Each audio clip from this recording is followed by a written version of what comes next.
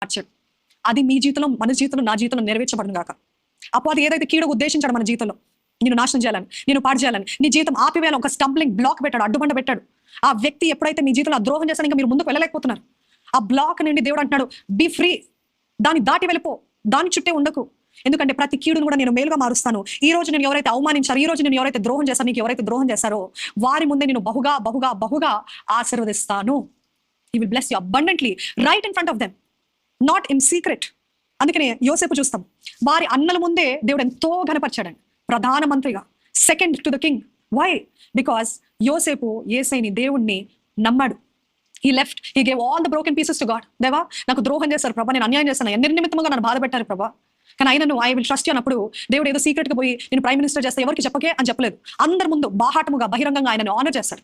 And వారి అన్నలే ఆయన ముందు లొంగేలాగా, సాష్టాంగ పడేలాగా చేస్తారు. అదే చూస్తాం దావీదు జీవితంలో కూడా.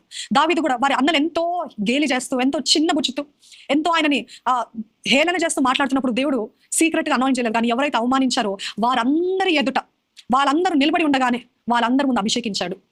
And he will do the same for you. Amen. మీ జీవితంలో కూడా దేవుడు అదే చేస్తాడు. When you trust God. మీరు పగ తీర్చుకోవడం కాదు, మీరు పగ తీర్చుకుంటే దేవుడు చేయడండి. Disclaimer, note here, God won't honor everybody, but if you trust God and if you do not take revenge and if you do not fight your battles, then God will step in. అప్పుడు దేవుడు అడుగు పెడతాడు. కానీ నేను పగ తీర్చుకుంటా, నాకు ఇంత పని చేస్తాడా, నా ఇంత పని చేస్తుందా అని మీరు కోపం చూపించి revenge తీసుకున్నారనుకోండి, God will not do. When will God do? When you are quiet, when you surrender yourself to God. ఇదిగో ప్రభు, ఇదంతా నీకు అప్పచెప్తున్నా, నువ్వే చూసుకో ప్రభా, నువ్వే చూసుకో అని ఆయనకు అప్పచెప్పినప్పుడు అప్పుడు ఆయన కార్యం జరిగిస్తాడు. అందుకని ఆయన వాక్యం రోమీయుల పత్రిక 8లో ఉంటుంది. ఏంటిది?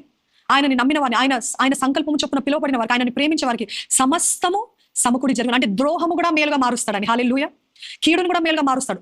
ఎంతమంది ఎన్ని మోసాలు చేసిన ఆ మోసాల్ని కూడా దేవుడు ఆశీర్వాదకరంగా మారుస్తాడు. That is our God. ఆయన ఏదైనా ఏ రీతి అయినా మారుస్తాడని, కీడుకి కాదు కానీ మేలుగా మారుస్తాడు.